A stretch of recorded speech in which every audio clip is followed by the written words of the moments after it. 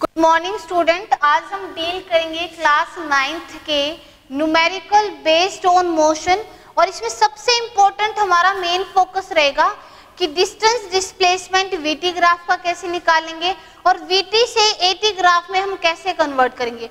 कुछ बच्चों के डाउट्स आ रहे हैं इस चैप्टर में, इस ग्राफ के रिलेटेड और अदर न्यूमेरिकल्स भी। तो इसमें हम कंप्लीट न्यूमेरिकल्स यानी जो मोशन के कंप्लीट न्यूमेरिकल्स हैं, एवरेज स्पीड, वेलोसिटी आपने पहले कर रखे हैं। इसमें हम एक्सेलरेशन से, कुछ एनसीईआरटी एक्सरसाइज के, कुछ ग्राफ के क्वेश्चंस को डील करते हैं। तो फर्स्टली मैं इसमें निकालती हूँ कि हम कैसे निकालते हैं, हम डिस्प्लेसमेंट को कैसे फाइंड आउट करेंगे। आपको पता है कि आप डिस्प्लेसमेंट कैसे फाइंड आउट कर सकते हो, एरिया अंडर कर्व। कैसे फाइंड आउट कर सकते हो, एरिया अंडर कर्व। अगर आपने जो भी कर्व गिवन है उसका एरिया अंडर कर्व निकाल लिया तो आप कैसे निकाल सकते हो उसका डिस्प्लेसमेंट। ध्यान से देखो, ये मेरे पास एक वीटी ग्राफ है, एक ये हमारे पास क्या है, वीटी ग्राफ है। और ये मैंने एक ग्राफ ले लिया है, ठीक है, ये 10, ये 20 और ये हमारे पास 20। ये सेकंड में है और ये मीटर में है। नाउ इसका हम क्या निकालेंगे, डिस्प्लेसमेंट निकालेंगे। तो ये हमारे पास कर्व क्या हो गया, ओ ए बी। कर्व क्या हो गया, ओ ए बी। तो अगर मैंने इसका एरिया निकाल लिया, यानी ये कंप्लीट एरिया मैंने अगर निकाल लिया, तो ये आपकी किसकी इंफॉर्मेशन दे रहा है, डिस्प्लेसमेंट की इंफॉर्मेशन दे रहा है।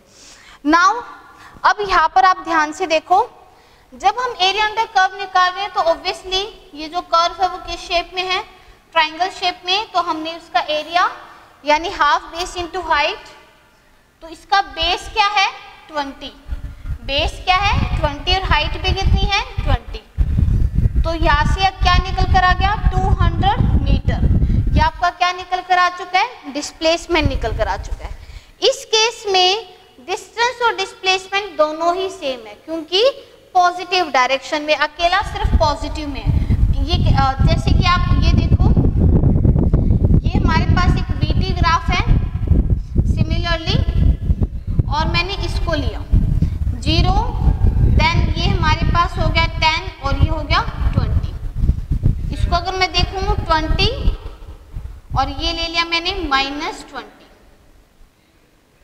क्लियर है। अब यहाँ देखो, इस केस में आप कैसे निकालोगे डिस्टेंस और डिस्प्लेसमेंट, आप कैसे निकालोगे। फर्स्ट मैं किसकी बात कर रही हूँ, डिस्टेंस की। तो ऑब्वियसली इसका एरिया अंडर कर्व पूरे का अगर आपने निकाल दिया तो आपका क्या निकल कर आ जाएगा, डिस्टेंस और डिस्प्लेसमेंट। नाउ हमने कहा कि डिस्टेंस निकालेंगे तो दोनों ही ट्राइंगल है, half base into height plus half base into height. First triangle में आप देखोगे triangle O A B, plus में दूसरा ट्राइंगल है ट्राइंगल बी सी डी। तो इसमें बेस क्या है 10, बेस क्या है 10 और हाइट कितनी है 20 प्लस हाफ, इसमें भी बेस आपका क्या है 10 और हाइट कितनी है 20। तो यहाँ से आपकी वैल्यू क्या आ गई 10 इंटू 10 100 प्लस में 100 कितना आ गया 200 मीटर। तो इसमें आपका क्या निकल कर आ चुका है, डिस्टेंस क्या निकल कर आ चुका है 200 मीटर। लेकिन इसमें अगर मैं निकालूं क्या, डिस्प्लेसमेंट, क्या निकालूं डिस्प्लेसमेंट। डिस्प्लेसमेंट पे ध्यान दो कि हमारा triangle O A B plus में ट्राइंगल बी सी डी, ठीक है। ओ ए बी में दोनों में यही फॉर्मूला लगेगा, हाफ बेस इसका कितना है आपका 10 और हाइट कितनी है 20। लेकिन इस ट्राइंगल में आप अगर देखोगे बेस यहाँ पर भी कितना है 10 से 20 है ना, तो 20 माइनस में 10 कितना आ गया 10। लेकिन अगर हाइट को देखोगे तो डिस्प्लेसमेंट कितना हो गया -20। तो यहाँ से आप देखोगे 100 माइनस में 100 0 मीटर। ऐसा क्यों हुआ है, डिस्टेंस तो होता है टोटल पाथ लेंथ, ठीक है, डिस्टेंस क्या होता है टोटल पाथ लेंथ। लेकिन हम क्या देख रहे हैं कि उसने कितना एरिया कवर किया है। हम यहाँ से देख रहे हैं कि टोटल पाथ लेंथ यानी एरिया अंडर कर्व, ये उसने जितना एरिया ये कवर किया है, ये सारा एरिया आपका क्या निकल कर आ चुका है डिस्टेंस। लेकिन डिस्प्लेसमेंट में डायरेक्शन मैटर करती है। इस केस में पॉजिटिव डायरेक्शन है, इस केस में नेगेटिव डायरेक्शन है। तो हमें डिस्प्लेसमेंट के केस में क्या करना पड़ेगा, पॉजिटिव और नेगेटिव डायरेक्शन दोनों को ही लेना पड़ेगा, और इससे हम क्या निकाल सकते हैं, डिस्टेंस और डिस्प्लेसमेंट। आई होप आपको समझ में आ गया हो कि डिस्टेंस और डिस्प्लेसमेंट ग्राफ में कैसे निकालते हैं। इस केस में मैग्नीट्यूड ऑफ डिस्टेंस ऑब्वियसली और डिस्प्लेसमेंट दोनों क्या है, इक्वल, बट इस केस में इक्वल नहीं है क्योंकि ये सिर्फ पॉजिटिव डायरेक्शन के अलोंग था, और आपको पता है जब एक स्ट्रेट लाइन में मूव कर रहा हो along a particular direction, in that case distance और डिस्प्लेसमेंट इक्वल हो जाते हैं, बट जैसे उसने अपनी डायरेक्शन को रिवर्स किया डिस्टेंस और डिस्प्लेसमेंट क्या हो गया, चेंज हो जाएंगे। तो ये आपकी वैल्यू निकल कर आ चुकी है। नाउ मैं किसकी बात कर रही हूँ, एटी ग्राफ की। नाउ मैं किसकी बात कर रही हूँ, एटी ग्राफ की। मान लो कि आपका यही ग्राफ गिवन है, दिस वन, ये वीटी ग्राफ आपको दे रखा है, और इस वीटी ग्राफ से आपको क्या निकालना है, एटी ग्राफ निकालना है। क्या फाइंड आउट करना है, एटी ग्राफ। तो एटी ग्राफ आप कैसे निकाल सकते हो, वीटी से एटी ग्राफ आप कैसे बना सकते हो। वीटी का जो स्लोप होता है वो आपको क्या इंफॉर्मेशन देता है, एक्सेलरेशन। क्या इंफॉर्मेशन देता है, एक्सेलरेशन। दैट मीन्स अगर मैं इस ग्राफ का स्लोप निकालूं तो वो मुझे किसकी इंफॉर्मेशन देगा, एक्सेलरेशन की इंफॉर्मेशन देगा, और उस एक्सेलरेशन से मैं क्या बना सकती हूँ, एटी ग्राफ। अंडरस्टूड है आपको। अब यहाँ देखो, यहाँ स्लोप है ओ ए, स्लोप आपका क्या है, ओ ए। तो इस स्लोप ओ ए में स्लोप का फॉर्मूला क्या हो जाएगा, y2 minus y1 x2 minus में x1। y2 ये 0 0 यहाँ पर ले लो 10 20, और यहाँ पर आपका हो गया, सॉरी 10 10 10 20, और यहाँ पर आपका हो गया 20 0। आपने ले लिया कोऑर्डिनेट्स। नाउ y2 आपका क्या हो गया, 20 माइनस में 0, 20 माइनस में 0, 10 माइनस में 0, तो 20/10 कितनी आ गई है, +2 मीटर पर सेकेंड स्क्वायर। नाउ हम किसकी बात करते हैं, स्लोप ए बी की। हम किसकी बात करते हैं, स्लोप ए बी की बात करते हैं। स्लोप ए बी के केस में देखो फिर से फॉर्मूला तो आपका वही होगा, y2 माइनस में y1 x2 माइनस में x1, लेकिन इस केस में ये आपका x1 है, ये y1 है, ये x2 है, ये y2 है। तो 0 माइनस में 20, 20 माइनस में 10, माइनस 20/10, -2 मीटर पर सेकेंड स्क्वायर। आपकी इन दोनों की वैल्यू आ चुकी है। यहाँ आपका +2 है या -2 है, या वेलोसिटी इंक्रीज हो रही थी, ये पॉजिटिव एक्सेलरेशन है, या वेलोसिटी डिक्रीज हो रही थी, ये आपका negative acceleration, that is retardation है। अब एटी ग्राफ बनाने के लिए सबसे इजी क्या रहता है, इसी के नीचे बना दो, इसी के नीचे आप क्या बना दो, एटी ग्राफ बना दो। इसको मैंने क्या बोल दिया, ए। अब यहाँ पर मैंने +2 ले लिया और यहाँ क्या ले लिया, -2।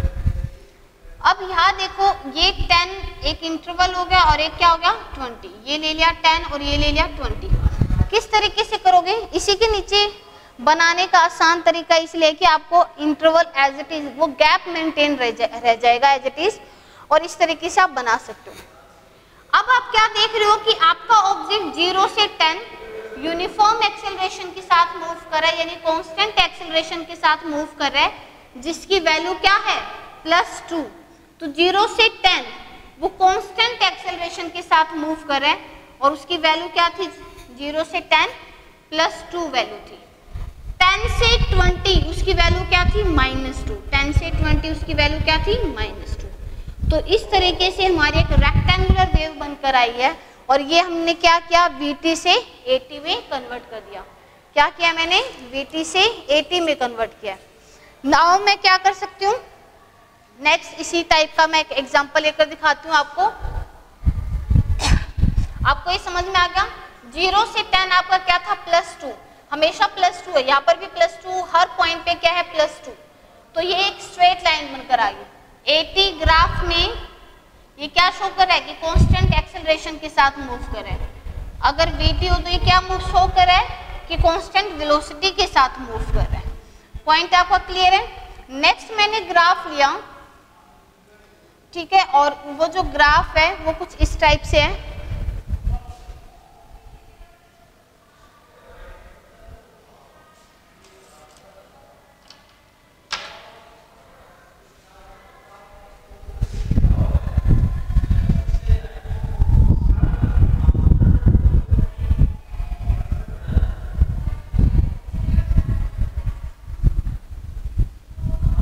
आपका हो गया 10, ये सेकंड हो गया, ये 10 ले लिया मैंने और ये 20 ले लिया। ये आपका वीटी ग्राफ है, ठीक है। ये आपका हो गया दिस वन, ये आपका हो गया 6, तो ये 8 और ये 4। नाउ इसमें हम डिस्टेंस, डिस्प्लेसमेंट, इसमें हम क्या निकालेंगे, डिस्टेंस निकालेंगे, डिस्प्लेसमेंट निकालेंगे।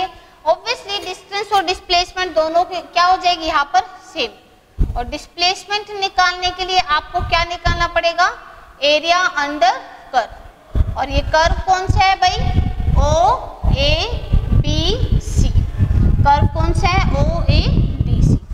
अब ये पूरा तो हम निकाल नहीं सकते हैं, ठीक है, क्योंकि इसकी कोई डेफिनेट शेप नहीं है। तो मैंने क्या कर दिया, इसको इस तरीके से चेंज कर दिया। मैंने यहाँ पर एक ये सेक्शन बनाया, ये 2 है, ये फर्स्ट सेक्शन एक ट्रायंगल हो गया। सेकंड एक सेक्शन बनाया इस टाइप से, सेकंड सेक्शन एक क्या बन गया, रेक्टेंगल। थर्ड सेक्शन एक क्या बन गया, ट्रायंगल। चाहो तो ये बीच में लाइन करके वो एक ट्रेपेजियम बन जाएगा, ठीक है। तो यहाँ से आप डिस्प्लेसमेंट निकालोगे, half base into height plus में नेक्स्ट हमारे पास क्या है, एक rectangle, length into breadth, second region. Third region हमारे पास फिर से क्या है, एक ट्रायंगल। तो इस ट्रायंगल का और रेक्टेंगल का एरिया हमने लिख लिया है। फर्स्ट हमारे पास फर्स्ट ट्रायंगल के केस में आपका बेस कितना है, 2, बेस कितना है 2 और हाइट कितनी है आपकी 10। क्लियर है। नेक्स्ट में अगर आप देखोगे इसकी लेंथ कितनी है, लेंथ इसकी 10 पे खत्म हो रही है, तो दैट डजंट मीन्स कि उसकी 10 है, नहीं, 2 से स्टार्ट हो रही है, 10 पे गई है, तो कितनी होगी 2 से 10 क्या बन गई 8, क्या बन गई है 8। तो आपकी लेंथ कितनी है 8, ब्रेथ कितनी है भाई 10 है।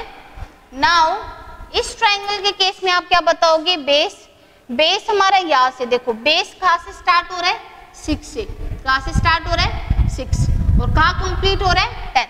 10 माइनस 6 कितना हो गया 4 और फिर से हमारे पास जो इसकी हाइट है वो कितनी हो जाएगी 10।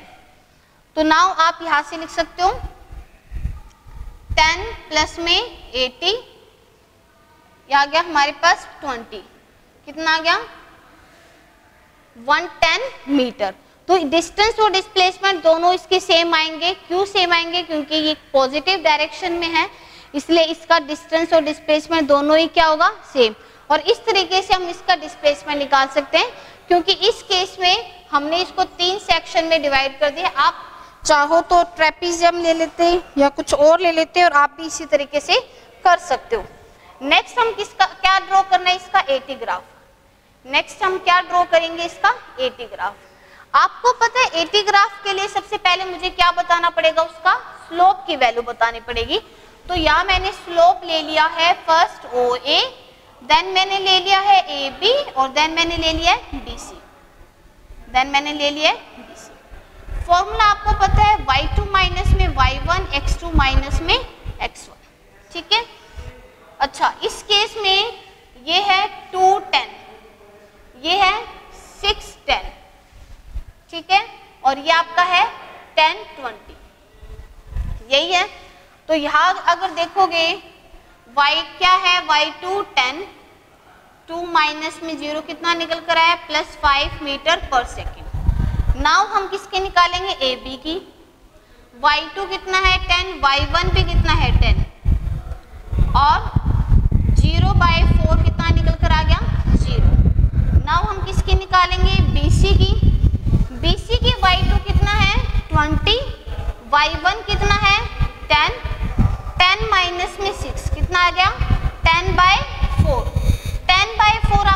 हो जाएगा प्लस 2.5 मीटर पर सेकेंड स्क्वायर। तो आपके इसके हर एक स्लोप की वैल्यू आ चुकी है। यहाँ का +5 है, ये 0 है, ये +2.5 है। ध्यान से देखो, जो वेलोसिटी है वो 0 से 10 यानी वेलोसिटी इंक्रीज हुई है, तो ये पॉजिटिव एक्सेलरेशन है। इस केस में उसने अपनी वेलोसिटी को कांस्टेंट मेंटेन किया है। 2 सेकंड पे भी 10 थी और 6 सेकंड पे भी कितनी है, 10 है। तो इसका मतलब यहाँ पर कांस्टेंट वेलोसिटी के साथ मूव कर रहा है।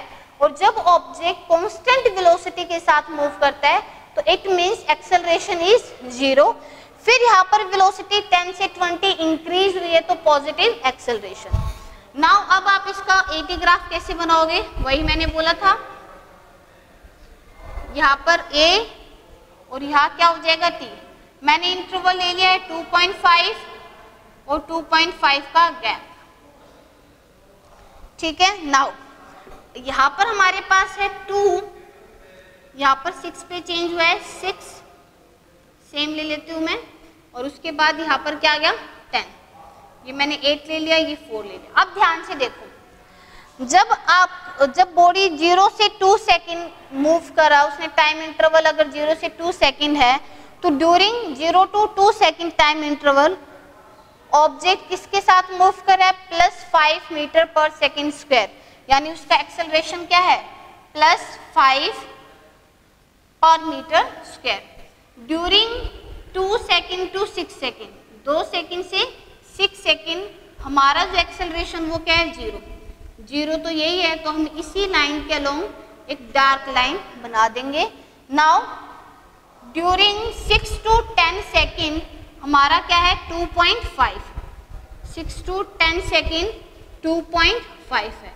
तो इस तरीके से हमारा क्या बनकर आ चुका है, VT से AT ग्राफ। VT से क्या बनकर आ चुका है, AT ग्राफ। तो बहुत ही इजी है, VT से AT बनाना बहुत इजी है, ठीक है। सिंपल क्या होता है, आपको उस स्लोप की वैल्यू को निकालना है और उसी टाइम इंटरवल में 0 से 2 5 था, 5 से 6 2 से 6 0 था, 6 to 10 2.5 है। और आप इसको बना दो, आपकी एक रेक्टेंगुलर वेव बनकर आएगी। क्या बनकर आएगी, एक रेक्टेंगुलर वेव। नाउ हमारा नेक्स्ट क्वेश्चन बड़ा ही इंपॉर्टेंट क्वेश्चन है। इसमें आपको सारी प्रॉब्लम्स हम डील कर लेंगे कि किस तरीके से होता है। आप इसको ध्यान से देखो। तो मैंने ये नेक्स्ट ग्राफ की बात करूं, ये भी एक VT ग्राफ है। इसमें भी हम डिस्टेंस, डिस्प्लेसमेंट और AT ग्राफ को बनाएंगे। तो आप किस तरीके से देखोगे, देखो तो ये हमारा ग्राफ हो गया VT,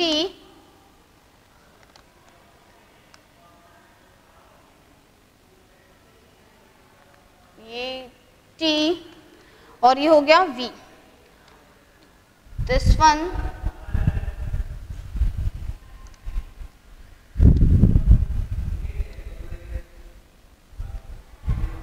उसके बाद हमारे पास तो ये इंटरवल आपको दे रखा है 5, ये दे रखा है 10, ये आपको दे रखा है 15, ये आपको 25 और ये आपको दे रखा है 30। तो ये टाइम का दे रखा है तो ऑब्वियसली ये 20 है। नाउ ये आपको दे रखा है 4 और ये आपको दे रखा है 8। तो ये कितना हो गया, 6, ये हो गया 2, ये हो गया 0, ये कोई 10 है। नाउ इस VT ग्राफ में आपको गिवन है, आपको ये ग्राफ गिवन है और इस VT ग्राफ से आपको डिस्टेंस, डिस्प्लेसमेंट और AT ग्राफ बनाना है। फर्स्ट मैं क्या फाइंड आउट करूंगी, डिस्टेंस। क्या फाइंड आउट कर रही हूं मैं, डिस्टेंस। ऑब्वियसली ये कोई एक पर्टिकुलर शेप तो है नहीं, तो इसकी शेप को हम कैसे कर सकते हैं, मैंने इसको सेक्शन में डिवाइड कर दिया। ये फर्स्ट सेक्शन है, ये सेकंड सेक्शन है, ये कोई ट्रेपेजियम है, ये कोई ट्रायंगल है और ये कोई फिर से रेक्टेंगल है। मैंने इसको 5 सेक्शन में इसको डिवाइड कर दिया है। इसके पॉइंट को भी मैं लिख लेती हूँ, ये D और ये E। नाउ अब आप क्या देखोगे, जो फर्स्ट सेक्शन हमारा वो एक क्या है, rectangle, half base, sorry first जो सेक्शन है वो एक ट्रायंगल है। सेकंड जो सेक्शन है वो एक रेक्टेंगल है, लेंथ इनटू ब्रेथ। थर्ड जो सेक्शन है वो हमारा एक ट्रेपेजियम है और ट्रेपेजियम का फॉर्मूला होता है दिस वन, हमारा एक फिर से ट्राइंगल है और उसका फॉर्मूला ये होता है, और फिफ्थ हमारा फिर से एक रेक्टेंगल है। ये first, second, third, fourth, fifth हो गया आपको। डिस्टेंस के लिए हाफ, बेस, इस ट्राइंगल का बेस क्या है 5, हाइट क्या है 4, 5 इंटू 4। इस सेक्शन के लिए लेंथ आपकी फिर से कितनी है 5, और हाइट कितनी है, मतलब ब्रेथ कितनी है 4। नाउ P1 P2 क्या होती है, टू अपोजिट पैरेलल साइड, और H उनका क्या है परपेंडिकुलर डिस्टेंस। तो P1 आपकी कितनी है 4 और P2 आपकी कितनी है ये 8। तो ये आ गया आपकी 4 प्लस में 8, और हाइट कितनी होगी 5 इंटू में 5। नाउ फिर से हमारा ये एक ट्राइंगल आ चुका है। इस ट्राइंगल में बेस 15 से कहा गया है 25, तो बेस कितना हो गया 10। हाइट देखो भाई इसकी कितनी है 8। नाउ इसमें अगर हम देखेंगे तो बेस कितना है 5, और हमारे पास इसकी -2, और ये मैंने ले लिया -4, तो इसकी हमारे पास ब्रेथ कितनी है 4 है। तो इसको आप देखते जाओ, ये आपका कितना हो जाएगा 2, कितना हो गया 10, 5 इंटू 4 कितना हो गया 20, 4 प्लस में 8 क्या हो जाएगा 12, 12 को 2 से डिवाइड करेंगे 6, 6 इंटू 5 क्या हो जाएगा 30, फिर इसको करेंगे हमारे पास 4 क्या हो जाएगा 40 प्लस में 20, तो 10 प्लस में 20 30 प्लस 30 60 प्लस 40 100 प्लस में 20 कितना आ गया 120 मीटर। ये आपका क्या आ चुका है डिस्टेंस, क्या आ चुका है डिस्टेंस। नाउ हम किसकी बात करेंगे डिस्प्लेसमेंट की, हम किसकी बात करेंगे डिस्प्लेसमेंट की। सेम सेक्शन है, वही 5 सेक्शन है, वैल्यू पुट करते जाओ। फर्स्ट वाला एज इट इज रहेगा, सेकंड वाला भी एज इट इज रहेगा क्योंकि पॉजिटिव डायरेक्शन में है, और थर्ड वाला भी एज इट इज रहेगा, सॉरी फोर्थ वाला भी एज इट इज रहेगा। लेकिन फिफ्थ वाले में आप अगर देखोगे तो ये बेस तो कितना है 5, लेकिन जो ब्रेथ है वो क्या है -4, ब्रेथ क्या है -4। तो यहां से आपका आंसर आ गया 10 20 30, इसका क्या आ जाएगा 40, 5 इंटू 4 20, कितना आया -20। तो आप इसको ध्यान से देख रहे हो, 10 प्लस में 20 30 प्लस 30 60 प्लस 40 100 माइनस में 20, आंसर कितना आया 80 मीटर। तो डिस्टेंस आपका 120 मीटर है, डिस्प्लेसमेंट आपका 80 मीटर। ऐसा क्यों हुआ है, क्योंकि डिस्टेंस के केस में एरिया अंडर कर्व ये कंप्लीट, पॉजिटिव नेगेटिव से उससे कोई मतलब नहीं है, उसके लिए टोटल पाथ लेंथ है। बट डिस्प्लेसमेंट के लिए डायरेक्शन मैटर करती है, ये पॉजिटिव डायरेक्शन में था इसलिए मैंने इसकी सभी की वैल्यू पॉजिटिव ली है। टाइम आपका नेगेटिव पॉजिटिव हो नहीं सकता।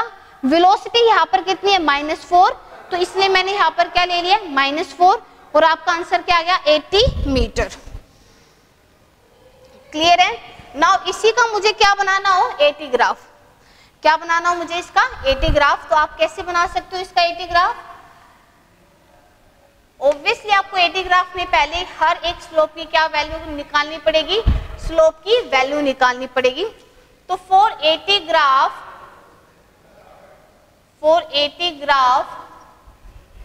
स्लोप हमारे पास किसके इक्वल है, एक्सेलरेशन के इक्वल है। स्लोप हमारा किसके इक्वल है, एक्सेलरेशन। तो मैंने यहां से OA की वैल्यू निकाल देती हूँ, y2 minus y1 x2 minus में x1। यहाँ अगर देखोगे तो क्या है 5 4, यहाँ अगर देखोगे तो क्या है 10 4, यहाँ अगर आप देखोगे तो क्या है 15 8, यहाँ अगर आप देखोगे तो क्या है 0 20 25 0 25 0। क्लियर है। और इस ई पॉइंट को अगर आप देखोगे तो फिर से क्या है 30 0। अब इस यहाँ पर हमने क्या कर दिया, इसको 25 0 और ये ई हमारे पास निकाल लिया। चलो अब देखो यहाँ पर y2 माइनस में y1 x2 माइनस में x1। y2 क्या है 4, x2 कितना है 5, आंसर 4/5 0.8 मीटर पर सेकेंड का स्क्वायर। नाउ हम किसका निकालेंगे, ए बी की वैल्यू निकालेंगे। ए बी के लिए हमारे पास फिर से y2 भी कितना है, y2 भी कितना है 4, y1 भी कितना है 4, 10 माइनस में 5 कितना आ जाएगा 0। नाउ हम निकालेंगे किसकी, BC की। BC की जब हम वैल्यू निकालते हैं तो y2 हमारे पास कितना है 8, y1 कितना है 4, x2 कितना है 15 माइनस 10, आंसर 4/5 0.8 मीटर पर सेकेंड स्क्वायर। नाउ हम किसकी निकालेंगे, CD की वैल्यू। CD की वैल्यू हम फिर से y2 माइनस में y1, x2 माइनस में x1। y2 आपका क्या है 0, y1 आपका क्या है 8, x2 आपका क्या है 25, x1 क्या है 15, x1 कितना है 15, माइनस 8/10 माइनस 0.8 मीटर पर सेकेंड का स्क्वायर। इसमें भी हम देखेंगे कि ऑब्जेक्ट किसके साथ मूव कर रहा है, कांस्टेंट वेलोसिटी के साथ मूव कर रहा है। इस केस में भी हम क्या देख रहे हैं कि ऑब्जेक्ट कांस्टेंट वेलोसिटी के साथ मूव कर रहा है, तो इस केस में भी DE से हमारे पास क्या निकल कर आ जाएगा 0। नाउ अब आप इसका क्या बनाओ, AT ग्राफ। क्या बनाओगे, AT ग्राफ। आपको पता ही है AT ग्राफ बनाने के लिए ये मैंने 0.8 ले लिया, ये मैंने माइनस 0.8 ले लिया। ना यहाँ पर आपका आ चुका है 5, या आ चुका है 10, या आ चुका है 15, ठीक है। इस तरीके से आप बना लो। फिर ये आ चुका है आपका 25 और देन आ चुका है 30।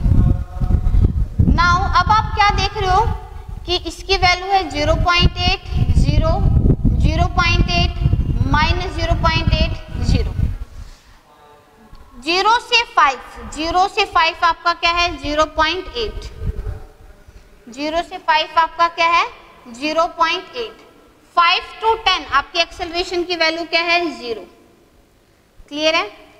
10 to 15 फिर से क्या है 0.8, 10 to 15 फिर से क्या है 0.8, 15 to 25 क्या है माइनस 0.8, 15 to 25 क्या है माइनस 0.8। नाउ 25 से 30 फिर आपकी क्या है 0। तो इस तरीके से हम क्या बोल सकते हैं कि हमने क्या कर दिया, VT से AT ग्राफ बना दिया। ऑब्वियसली आपकी क्या बनकर आई, एक रेक्टेंगुलर वेव। क्लियर है। तो इन एग्जांपल से आप इजीली समझ गए होंगे कि आप VT से AT और VT ग्राफ में आप डिस्टेंस और डिस्प्लेसमेंट को कैसे फाइंड आउट कर सकते हो। और देखो ये जितने भी जो क्वेश्चंस हैं जो मैंने आज अभी तक करवाए हैं, ये जो सारे क्वेश्चन हैं वो NTSC पर्पस से बहुत इंपॉर्टेंट है। NCERT एक्सरसाइज में इतना नहीं है। NCERT एक्सरसाइज में आपका नॉर्मली ग्राफ आता है, इतना नहीं है, लेकिन NTSC में ये क्वेश्चंस बहुत आते हैं और इम्पोर्टेंट भी हैं। ये तो हमारा हो गया तब जब हमारे पास कोऑर्डिनेट्स दे रखे थे, यानी पॉइंट्स दे रखे थे।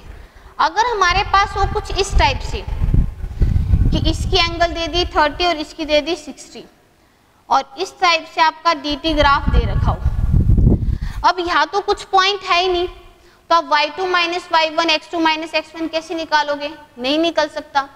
तो आप ऐसे केस में स्लोप की वैल्यू कैसे निकालोगे जब आपको क्या दे रखा हो, एंगल दे रखा हो।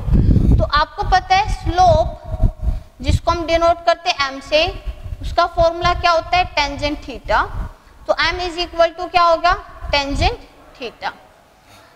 हमारे पास इसमें जो क्वेश्चन है वो क्वेश्चन क्या है, फाइंड VA by VB, कि VA by VB का रेशो फाइंड आउट करना है। तो आप इसका रेशो फाइंड आउट कैसे कर सकते हो, DT ग्राफ में स्लोप ऑफ DT ग्राफ हमें किसकी इंफॉर्मेशन देगा, वेलोसिटी की। किसकी इंफॉर्मेशन देगा, वेलोसिटी की। तो हमने यहाँ पर अगर वेलोसिटी स्लोप निकाल दूंगी तो वो हमारी क्या निकल गई, वेलोसिटी निकल गई। तो सेम आपने VA इस फॉर्मूले में पुट करो, टेंजेंट A जो हमारे पास कार है या जो बॉडी है वो कितना एंगल सबटेंड करती है, 30 डिग्री, और टेंजेंट 30 की वैल्यू क्या होती है, 1/√3। VB जो है उसका एंगल क्या है, 60 डिग्री, और टेंजेंट 60 की क्या है, √3।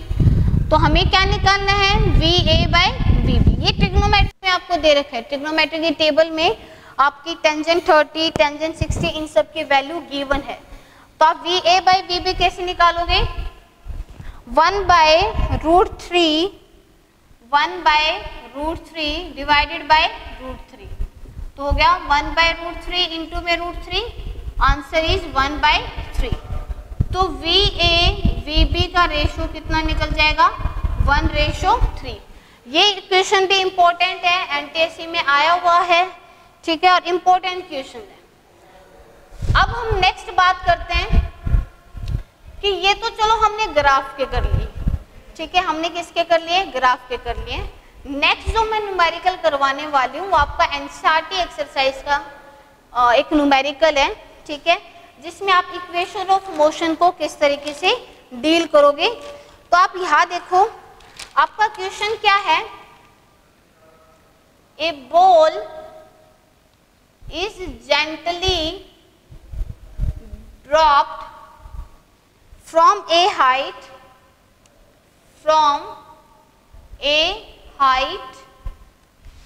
of 20 मीटर, हाइट कितनी गिवन है, 20 metre, if its velocity increase uniformly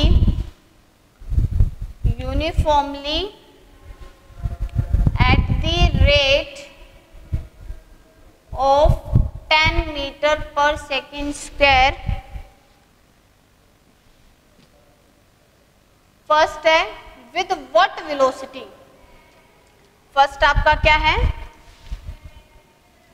with what velocity it strikes the ground, second आपको गिवन है after what time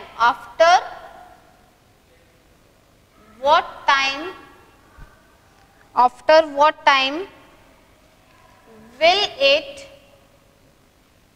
strike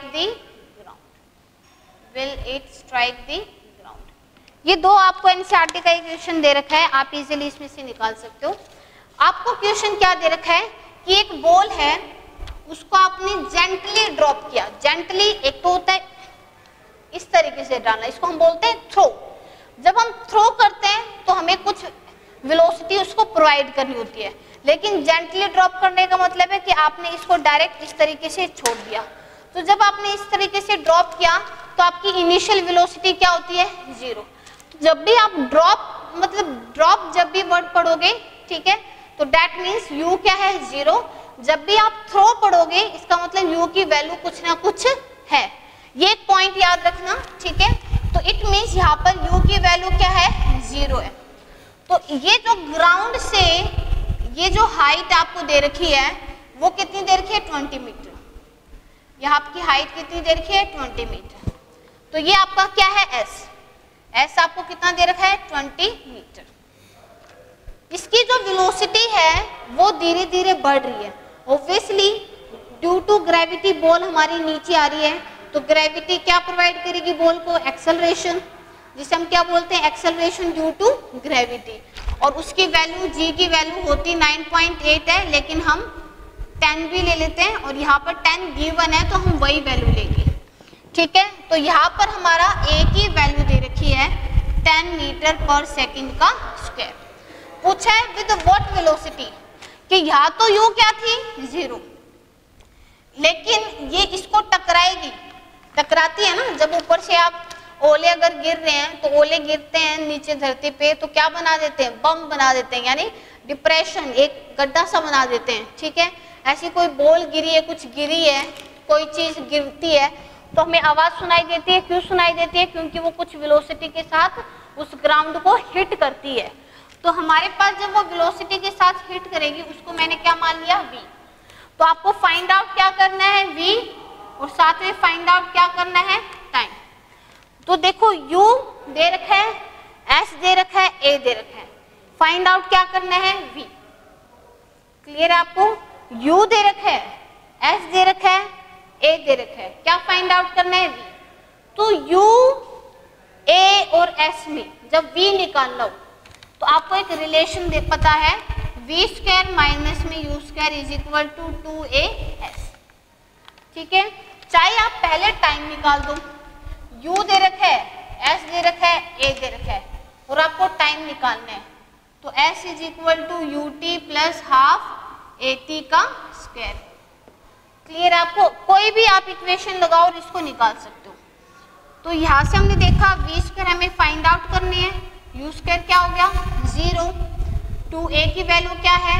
10, s की वैल्यू क्या है? 20। तो v स्क्वायर क्या हो जाएगा? 400, 2 to 4 और क्या हो जाएगा? 400। तो v क्या हो जाएगा? 400 का रूट। तो v की वैल्यू हमारे पास क्या आ जाएगी? 20 मीटर पर सेकेंड। तो किस वेलोसिटी के साथ हिट करेगी वो? 20 मीटर पर सेकेंड के साथ वो हिट करेगी। नाउ हमें क्या निकालना है? t। v is equal to u plus at।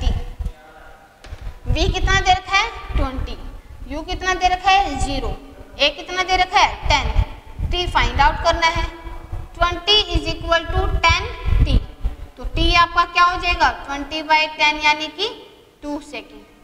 कितने टाइम के बाद वो हिट करेगी? After 2 second. तो आपका बहुत ही इजी क्वेश्चन है, आपको इक्वेशन ऑफ मोशन का यूज करना है और देन आप क्या निकाल दोगे? v और t निकाल दोगे। लास्ट क्वेश्चन है आपका, ये आपका लास्ट क्वेश्चन होगा जो ये है। ये सिंपली एमटीजी बेस्ड क्वेश्चन आपका, कि आप एनटीएससी में इस टाइप से क्वेश्चन आए तो आपको कैसे करना है। ग्राफ आपने सारे कर रखे हैं, बस आप इसको मैच करो। तो हम इसको किस तरीके से करते हैं कि एक लिस्ट 1 है और ये आपकी एक लिस्ट 2 है। ठीक है, आपको ग्राफ दे रखा है फर्स्ट दिस वन, ये एक वीटी ग्राफ है।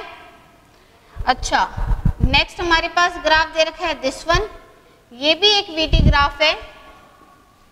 ओके, नेक्स्ट हमारे पास 3 दे रखा है दिस वन, ये भी आपका एक वीटी ग्राफ है। क्लियर है? नाउ हमारे पास 4th दे रखा है। 4th क्या आ जाएगा? 4th आपका, 4th मैं यहाँ बना देती हूँ और ये कुछ इस टाइप से दे रखा है, वीटी ग्राफ है। अब लिस्ट 1 में आपको क्या दे रखा है? Motion with uniform acceleration, motion with uniform acceleration. Second आपको दे रखा है uniform motion with non uniform acceleration. फिर आपको दे रखा है यूनिफॉर्म एक्सेलरेशन। फिर थर्ड में आपको दे रखा है constant retardation, constant retardation. And fourth में आपको दे रखा है motion of body, motion of body covering equal distance in equal interval of time, equal interval of time।